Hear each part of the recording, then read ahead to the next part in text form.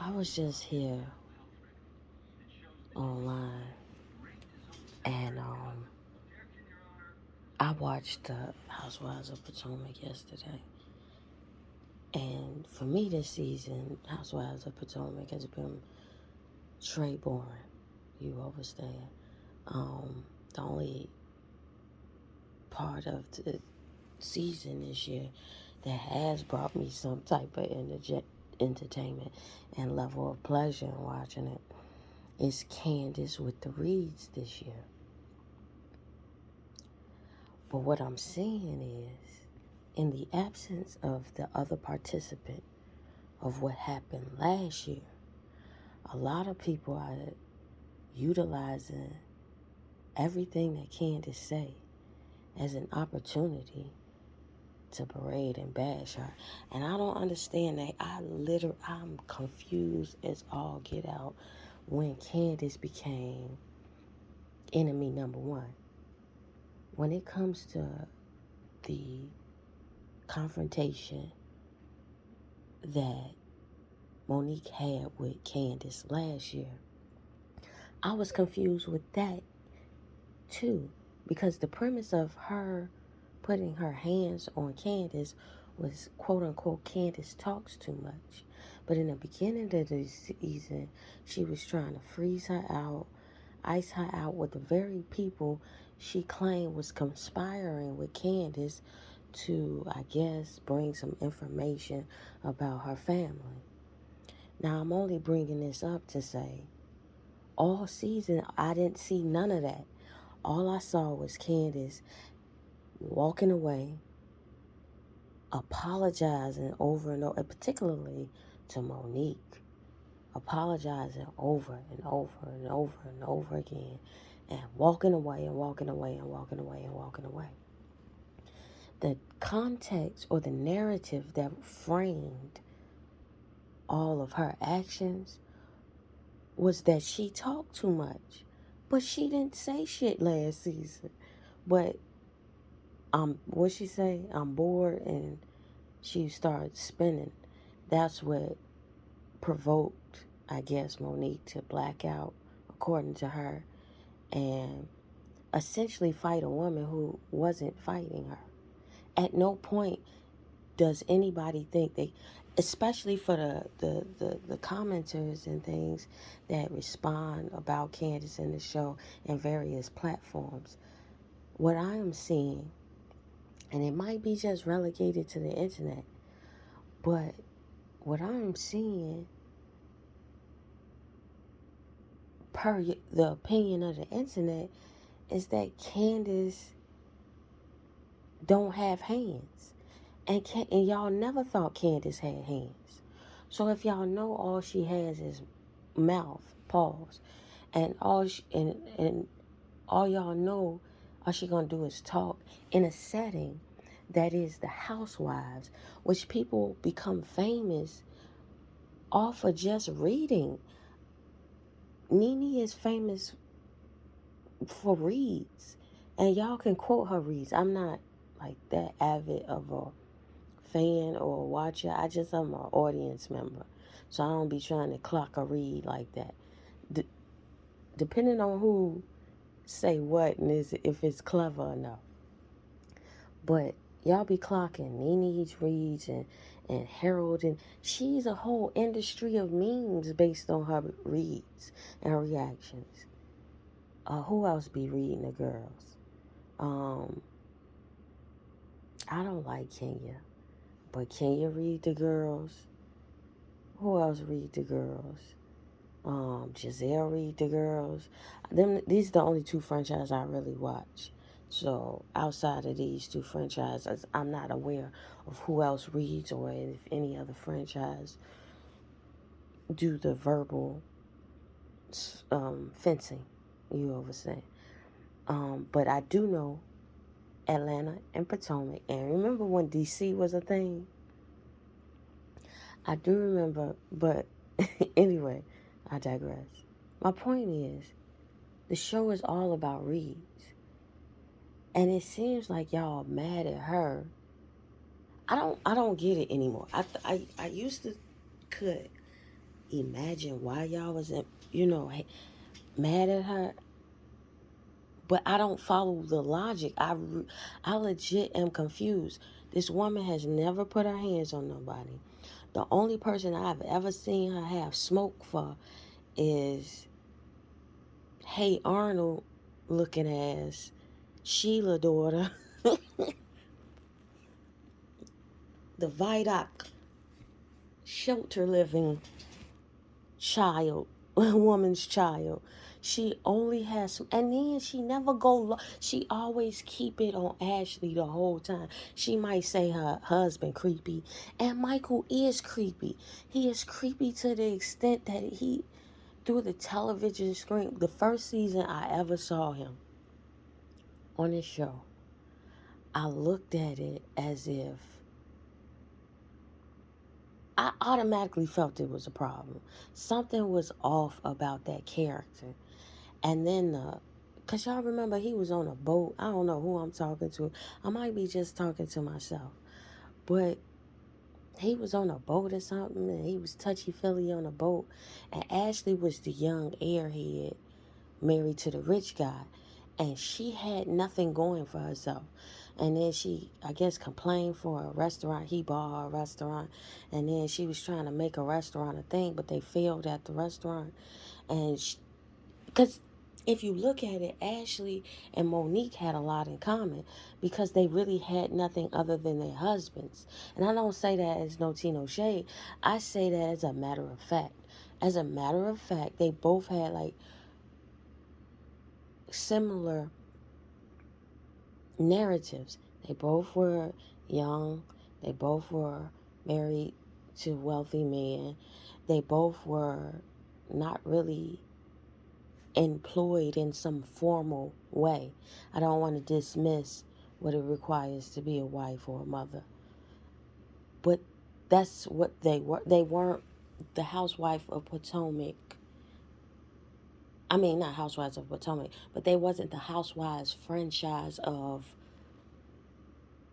I don't know. Because to me, the reason why y'all fuck with Monique so hard, to me, and again, I don't understand y'all logic, but it only appears that Monique, out of all of the housewives of Potomac, Monique and maybe Sharice had that life, and Monique looked the part, and she presented phenotypically the standard of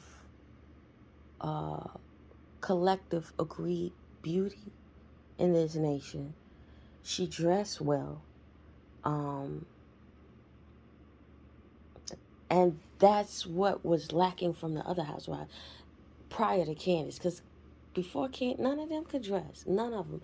Ashley, for all Ashley is the rich man's wife, she still, I have never seen Ashley dress to a point where I've been like, oh yeah, Ashley can dress.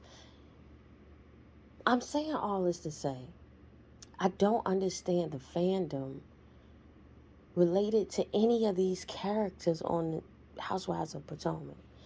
Karen says anything, and she as she admittedly so said that she said anything that come to her mind in so many words when she was talking about Sing Sing.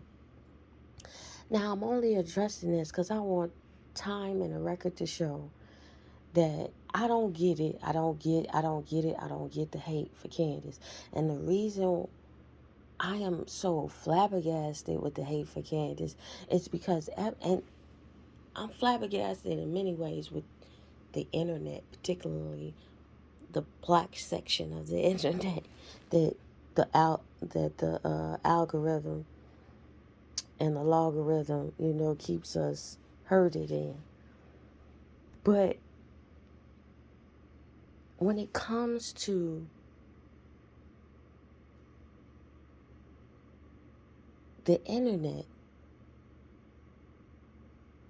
y'all drag Candace because her mama bought her a house.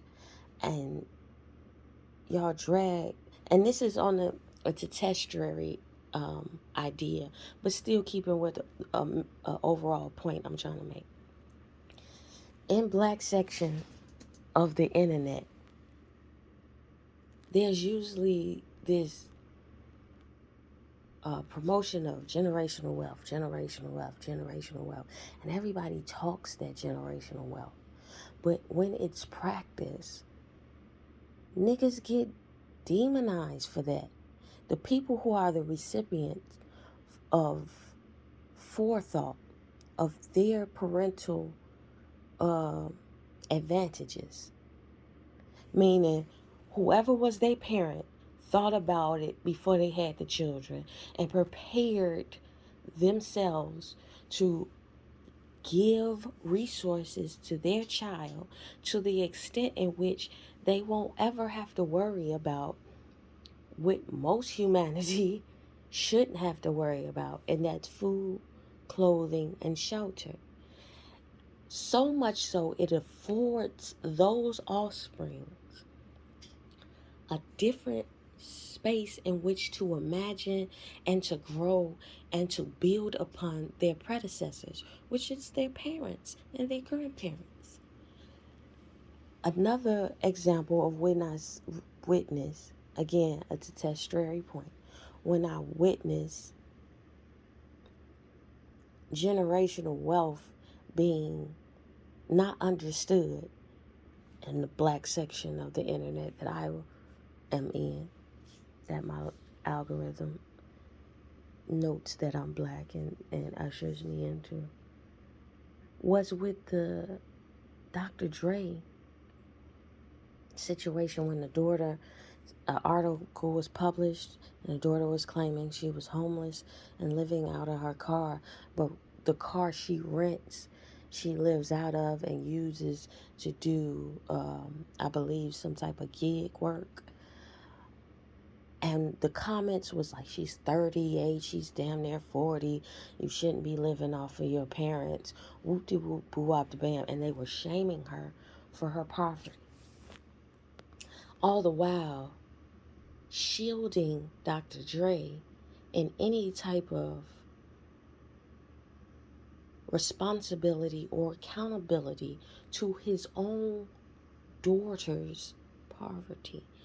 And this is a man who is grossly wealthy. I mean, grossly rich. I won't say wealthy. I reserve wealth for particular peoples with a particular kind of money. But his Dr. Dre is grossly rich to the extent in which that very generational wealth y'all be propagating and talking about, the fact that his daughter is in poverty while he is rich enough to not only take care of all of his children, but the next generation of his children, which would be his grandchildren, and then the next generation of their children, which would be his great grandchildren, and maybe even so up into his third or even his fourth great grands, he probably could take care of intergenerationally. But you clown the daughter, and when I say you, I'm talking about the general you, as in this anonymous part of the internet, which people comment, but we really don't know each other. You all made it a point to shame her for her poverty, to tell her when she's going to get it together. She's 38. And what that just showed to me is us as black people, we say we want something, but I don't know if we know what we want. Because and not even, and when I say I don't know if we know what we want, I'm not saying that we don't want it. What I'm saying is we come from a place where we have been excluded from various concepts. So when we idolize or imagine ourselves in these concepts. When we see somewhere that those concepts amongst us, our collective, could be in practice, we're so unaware of what it is that we dismiss it and not even realize that we negate the very thing that we were trying to accomplish. And that was generational wealth. And Dr. Dre has generational wealth to the extent that I should, even if, and I know I'm going all around the mulberry bush, but please bear with me. Even if the daughter said something foul or whatever, or he had parameters and guidelines as to why and how he takes care of which children he takes care of and when he takes care of it, it should be just as shameful as it was that everybody, for him to lose his money to his wife, that a lot of men were saying, oh, it's a shame he lose. That same shame that y'all profess for him losing his money to his ex-wife should be the same shame you have of him for allotting any of his lineage in a country where we've been, to a large extent, excommunicated from the accumulation of intergenerational wealth. He has amassed this, and yet we're not assigning him the duties that goes along with that amount of wealth. So it doesn't ring true that we really want intergenerational wealth or generational wealth. What it sounds like is we want to accumulate hordes of money individually for our individual desires and necessity, and will at whim give grace to anybody else who needs what resources we have accumulated to a grotesque amount. That's what it sounds like. Instead of it being a tool to tie a community to a trajectory, a higher trajectory. You get what I'm saying? From where we come from. And if you don't get what I'm saying, please forgive me or click off. I say all this to say, I've heard the insults for Candace. Oh, she don't have hands.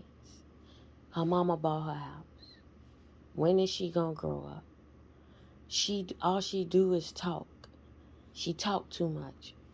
All of that is describing a privileged American. What are we talking about? If I come from money, why the fuck would I ever need hands? Secondly, if I come from money and to the point of hands, not needing hands, I would be witty. I would be afforded access to a didactic training that would afford me the ability to run y'all ragged with my words. How dare me not use these words that I know I can formulate and postulate in such a way that can make you put hands on me as a woman who has so much to lose. That means my words are stronger than your hands, nigga. And then to the point of her mother buying her a home being a factor as to why she is bad or not likable. If my mama bought me a home, there'd be nothing on this freaking planet Earth that would make me feel ashamed that my mother bought me a home. G, y'all sound fucking dumb. And I didn't want to sound so vulgar, but y'all sound completely like idiots. You not telling me if your mother could afford you, barring the fact that you might have talents and knowledge that might afford you yourself homes prior to your mother or your family member or your father or whomever was your guardian who had foresight for you coming into this earth. That's what y'all are shaming, foresight. Y'all are shaming Candace because she was born of parents who had foresight that could afford to have a child, and not only afford to have a child but to afford this daughter of theirs an education. An education to be quick with these words and get you bitches flustered to the point of violence. Y'all got Candace up here sounding like Dr. Martin Luther King to the fact where his words had y'all throwing rocks at him and all he was doing was talking and marching. So you telling me Candace's words is getting y'all to the point? Girl, ain't no way. And then to me, but I'm delineating for my point. My point is, if I had a home and my mama bought me a home, ain't no shame in this world I would ever have. And if you came to my home and you tried to read me, cause we in the home that my mama bought for me, please believe I would co-sign you saying it. Cause ain't no way. I know it's tonality and inflection that might make that sound like an insult. Like, your mama bought that home. But listen to the words. It was. It must be me. It's just me. It has to. I'm the crazy one in this world of the internet. I get it. But to my ultimate point, I don't understand. My ultimate point is I don't understand the hate for Candace because everything Candace portrays is what y'all be claiming y'all want for y'all children. Y'all want. Candace ain't never talked about college debt, but guess who has? Wendy ass has, and she done got 1,000 degrees and she's a doctor. But who's talking about the college debt? Not Candace, but Candace got degrees. Uh, who's talking about buying new homes and having to move out of homes? Robin,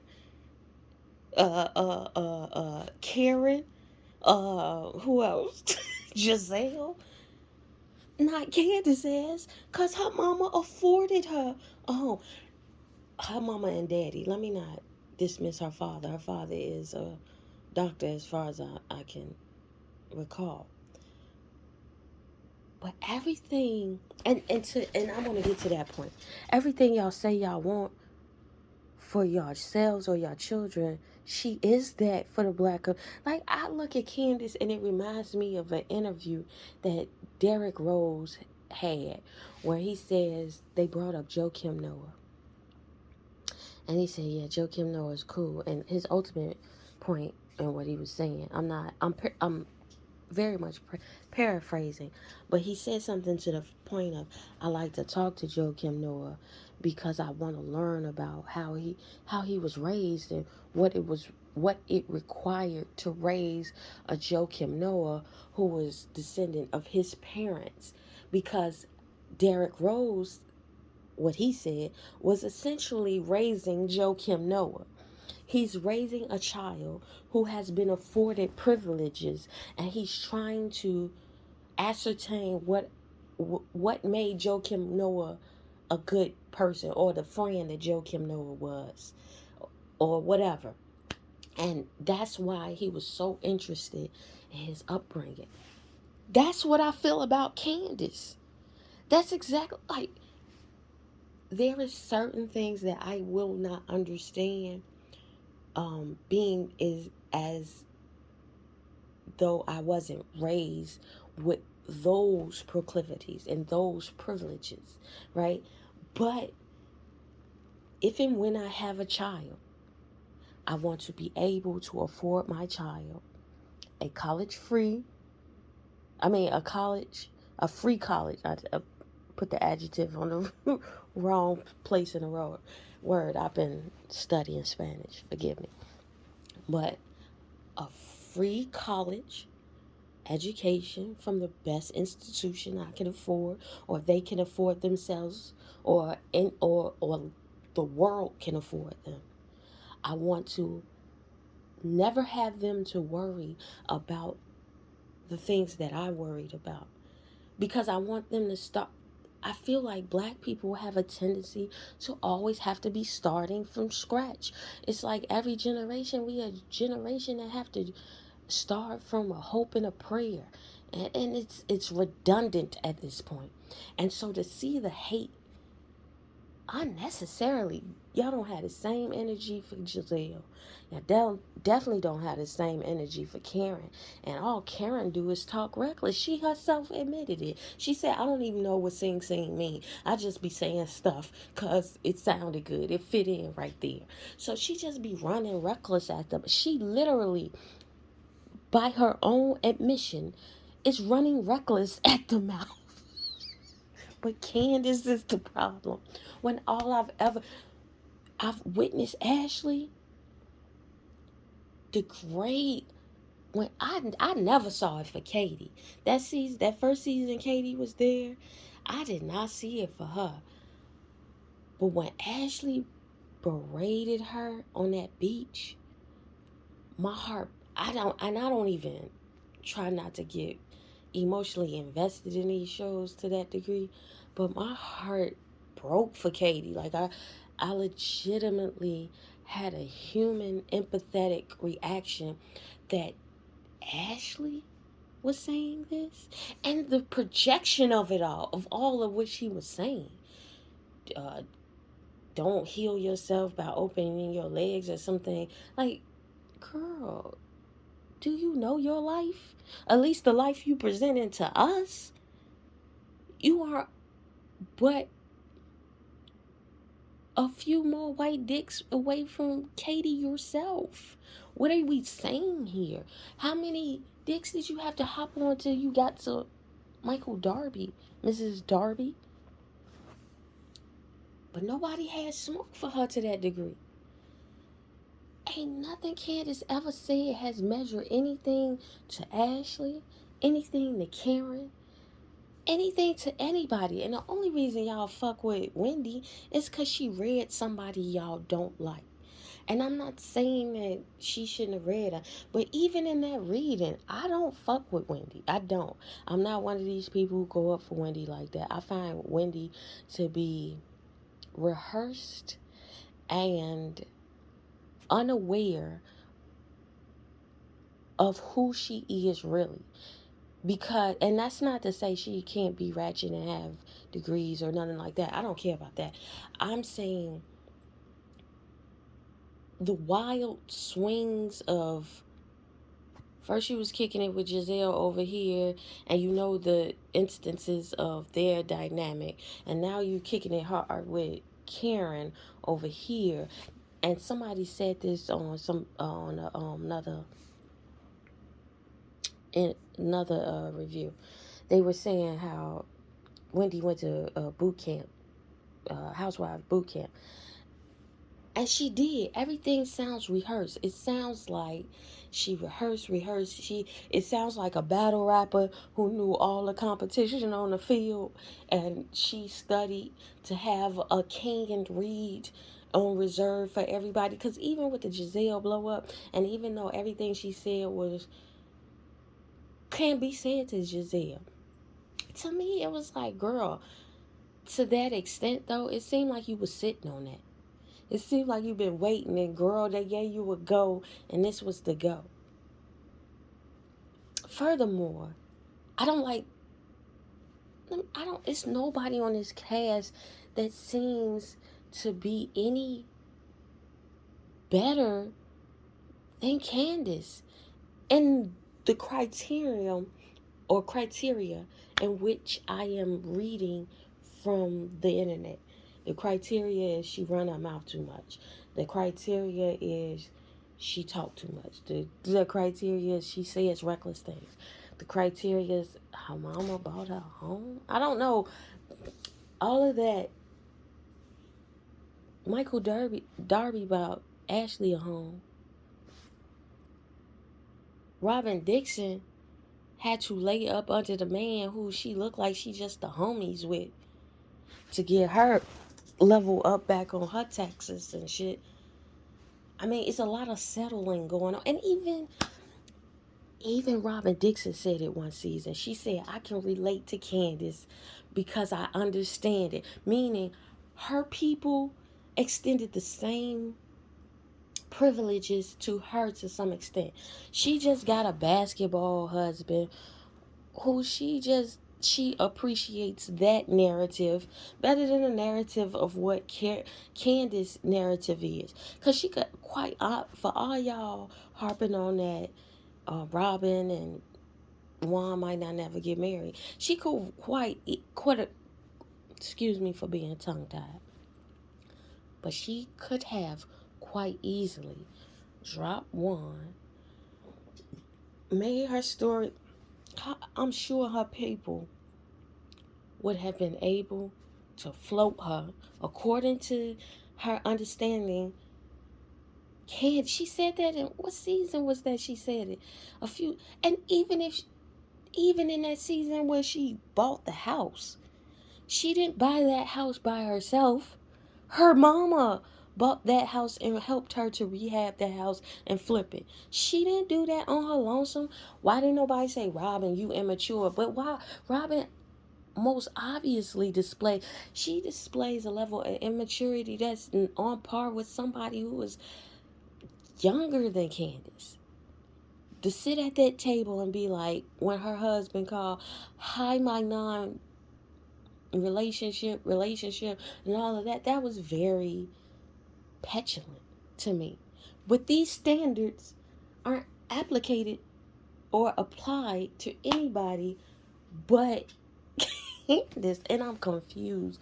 I'm only making this video to let time show whoever's gonna come from the future and dig up the cloud and look at the graffiti on the artifacts of technology. Maybe they'll see this, and when they get to this level of the approach, and everybody in the approach is saying the same thing, maybe my voice would kind of knock up the monotony, and I can represent like the few that thought like me. Because I legit find Candace enjoyable. Matter of fact, my favorite season was the season where she first came, because I initially was like, new people, ugh.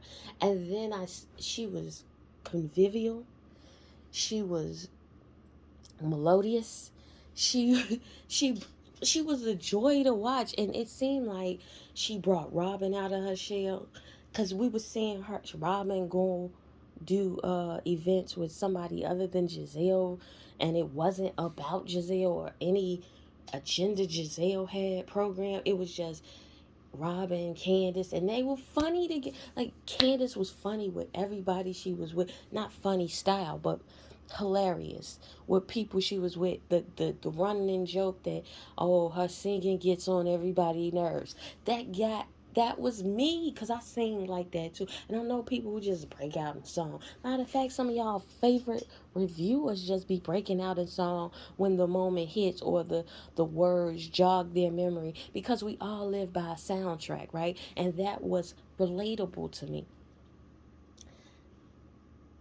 The fact that her parents was paying for that wedding, to the extent in which they were paying for that wedding, and she was willing, to me that was aspirational. I'm watching somebody go to their parents for the money instead of a bank. It's the same thing with the Dr. Dre thing. It's like, instead of, y'all want her to not be able to access her familial wealth, but yet you would be comfortable if she had to go to the government. You would be comfortable if some charity was assisting them in their livelihoods. You would be comfortable with that, but not their lineage, their actual parents, the people who came together and had action to create this person. It's weird to me. And let me hurry up because I've been talking for a half hour. But I say all that to say, let the record show I don't even want to say this because I don't feel that deeply for the show to even say this, but I'm going to say it. I'm Team Candace. I don't care about the show. If I miss the show, I've been lately like, if I miss the show on Sunday, I don't care if I see it. I catch it. You know what I'm saying? Next week we'll catch the next week's episode. I don't be tripping like that off the show. Because it doesn't give anything. And to be quite honest, y'all favorite, who y'all keep saying what she got kicked out. What has been her storyline? Monique's storyline. I'm not these other YouTubers. I don't give a fuck about bringing Monique up. I don't give a fuck about bringing last year up because I know I don't live in a vacuum, so neither does anybody else. And time is relative. So yesterday has something to do with my today, and my tomorrow will have something to do with my today as well. So with that being said, y'all went up for Monique and y'all caped for Monique, but what was her storyline other than she was a busy mom?